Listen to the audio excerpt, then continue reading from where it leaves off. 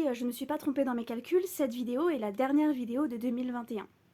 Du coup, est-ce qu'on ferait pas un petit bilan de cette année d'écriture?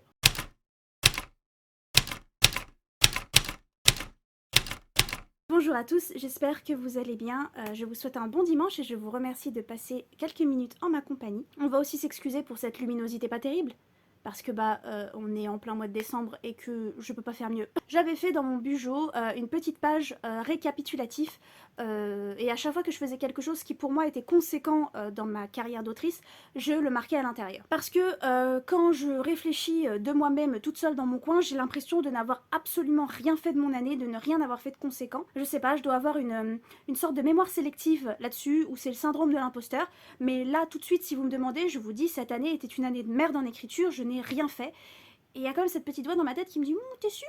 Parce que dans ton bujo, il y a 4 pages de récap. Avant que je commence, venez me dire en commentaire votre récap de l'année 2021 ou votre plus grosse victoire de l'année 2021. Ça n'a pas besoin d'être une publication, ça n'a pas besoin d'être tout ça. Ça peut être un nombre de mots, une petite fierté personnelle, ça reste une grosse victoire. Et je suis sûre que si vous cherchez bien et que si vous faites taire le syndrome de l'imposteur, vous avez quelque chose à me raconter. Alors venez m'en parler. Du coup, en janvier, j'ai envoyé mon roman DM à Ibi Édition. Ibi Édition qui a refusé mon roman sans l'avoir lu parce que entre temps ils ont changé leurs règles de soumission. Quand j'ai envoyé mon roman rentrait parfaitement dans leurs règles de soumission et à peu près 6 mois plus tard j'ai reçu un mail disant qu'ils n'acceptaient plus les romans maintenant de cette taille, qu'ils allaient changer leur page de soumission et qu'ils s'excusaient de ne pas lire mon texte. J'ai été assez déçue, parce que du coup je n'ai pas eu de retour sur mon texte, mais tant pis, ça reste quand même une maison d'édition dont je surveille les appels à texte de très près. En février 2021, j'ai envoyé un album jeunesse à la maison d'édition Mine Édition, donc c'était Astra et Mine Édition qui faisaient une collaboration pour faire un concours d'album jeunesse où ils ne demandaient pas d'illustration mais juste du texte. J'ai eu le refus, je crois, en octobre ou en novembre. Ça n'a pas marché. En mars, j'ai fait plusieurs envois dans des maisons d'édition. J'ai envoyé des DM à Gulfstream qui, aux dernières nouvelles, n'avait toujours pas lu mon texte. Je l'ai envoyé à Mix Édition qui me l'a refusé, je crois, et à Reine de Cœur qui me l'a refusé également. J'ai honnêtement eu des échanges très brefs mais très agréables avec Reine de Cœur. En avril, j'envoyais un mail de relance à la maison d'édition Rajo et un mail de relance à la maison d'édition du Chat Noir pour savoir où en était mon roman que je leur avais envoyé en 2020.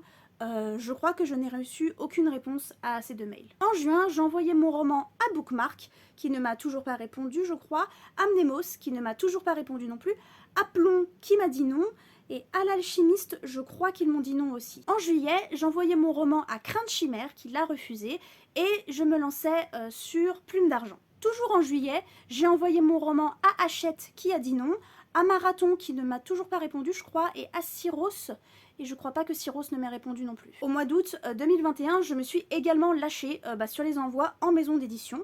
J'ai envoyé mon roman à Explora, à Robert Laffont. Alors attendez, je sais plus qui m'a dit non là-dedans. Explora, je n'ai toujours pas de réponse, je crois. Robert Laffont m'a dit non.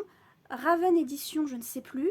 Sarbacane m'a dit non, et Sarbacane, c'est la seule maison d'édition qui m'a envoyé un vrai retour avec son refus. J'ai ensuite envoyé dans ce même mois à Flammarion Jeunesse, au Diable Vauvert, à Alter Reel et à PKJ, et je crois que aucune de ces maisons d'édition ne m'a répondu. Pendant le mois de septembre, j'ai envoyé mon roman à Rebelle Édition, qui m'a dit non, et j'ai enfin terminé un premier jet d'un roman en 2021. C'est à la base un roman que je voulais envoyer aux maisons Plume Blanche, il me semble que c'était Plume Blanche, qui avait fait un appel à texte avec plusieurs thèmes, et l'un de ces thèmes était une apocalypse glaciaire ou une nouvelle ère glaciaire ou quelque chose comme ça. C'était une dystopie glaciaire. C'était ça. Donc c'était une dystopie glaciaire, et donc du coup, entre-temps, enfin le temps que le concours se fasse, je l'avais terminé, mais j'avais pas eu le temps de le réécrire ou de le relire, je l'ai toujours pas réécrit ou relu au moment où je vous parle, et je trouvais que c'était plus de la fantastique glaciaire qu'une dystopie glaciaire, donc je pense que de toute façon c'était à côté de la plaque. Le seul roman de 2021, que j'ai écrit du début à la fin. Donc voilà, en septembre, on envoyait à Rebelle Édition, et on terminait le premier jet d'un nouveau projet et du premier projet de 2021. Premier et seul projet de 2021. C'est donc courant du mois octobre que je reprends l'écriture de mon roman de zombies. Pour celles et ceux qui n'ont pas suivi, en 2019, je commence un roman de zombies, donc un roman qui parle de virus, et c'est à ce moment-là que le Covid a commencé à s'immiscer un petit peu vers chez nous. Du coup, j'ai arrêté d'écrire. Et ça me tournait quand même en tête, le roman me tournait dans la tête. Et donc du coup, en octobre, j'ai repris les 10 premiers chapitres, je crois, qui étaient déjà écrits, du début à la fin, je les ai réécrits. Et ensuite, je devais écrire les chapitres suivants. Donc du coup, courant octobre, je ne peux faire que relire et réécrire vraiment profondément ces premiers chapitres. Et en même temps, pendant ce mois d'octobre, Rajo lance son concours d'écriture imaginaire, qui était un concours visant à envoyer un synopsis et un premier chapitre pour ensuite faire une rencontre dans les locaux de Babelio pour discuter de ce premier chapitre et de ce synopsis et de notre histoire en général. Je voulais envoyer mon roman DM, mais je sais plus pourquoi j'ai décidé de ne pas le faire, et je décide d'envoyer le prologue et un synopsis de mon roman de zombies que je viens de reprendre. Entre temps, c'est courant mois d'octobre que j'envoie une relance à la maison d'édition Gulfstream, qui donc, comme je vous l'ai dit, me dira qu'ils n'ont toujours pas étudié mon texte. Pendant le mois de novembre, je termine mon roman de zombie, en tout cas son premier jet, et ce même mois de novembre, Rajo m'envoie un mail pour me dire qu'ils acceptent de me rencontrer, que je fais partie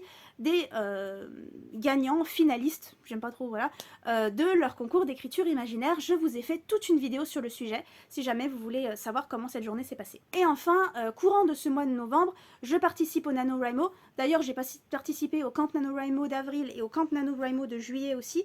J'ai raté celui d'avril, raté le Nano de novembre, mais j'ai réussi mon Camp NaNoWriMo de juillet. Mais pendant ce mois de novembre, j'envoie également une nouvelle à Imaginarium, l'association, je crois que c'est une association Imaginarium, qui faisait un concours sur le thème de la sorcellerie végétale. Enfin, donc on arrive en décembre. En décembre, j'ai donc mon rendez-vous avec Rajo qui se résulte avec cette idée qu'il y a encore énormément de travail à faire sur mon roman, mais que je suis prête et motivée.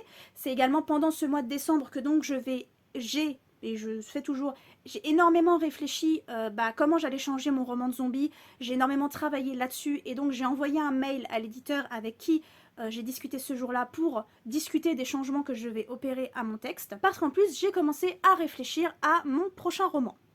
Mais là, on n'a vraiment rien de concret encore pour le moment. Pendant le courant du mois de décembre, je ne fais pas que ça. J'envoie mon roman, que j'envoie depuis donc tout ce temps dans des maisons d'édition, au concours premier roman de la maison d'édition Ozu. Et enfin, dernière chose que j'ai faite pendant ce mois de décembre, j'ai envoyé une de mes nouvelles à la maison d'édition Naughty Ship, qui avait repris l'appel à texte concours de Crin de Chimère, qui était Il était une fin, où il fallait réécrire, imaginer la suite d'un conte. Il se trouve que cet concours avait été annulé par Crin de Chimère, récupéré par Naughty Ship, qui l'a annulé quelques jours après mon envoi. Donc voilà, il s'agissait de mon petit récap de l'année 2021 en écriture. Pour ce qui est des objectifs de 2022, je me suis un petit peu laissée emporter, mais si vous me connaissez, vous savez que c'est ce que je fais toujours.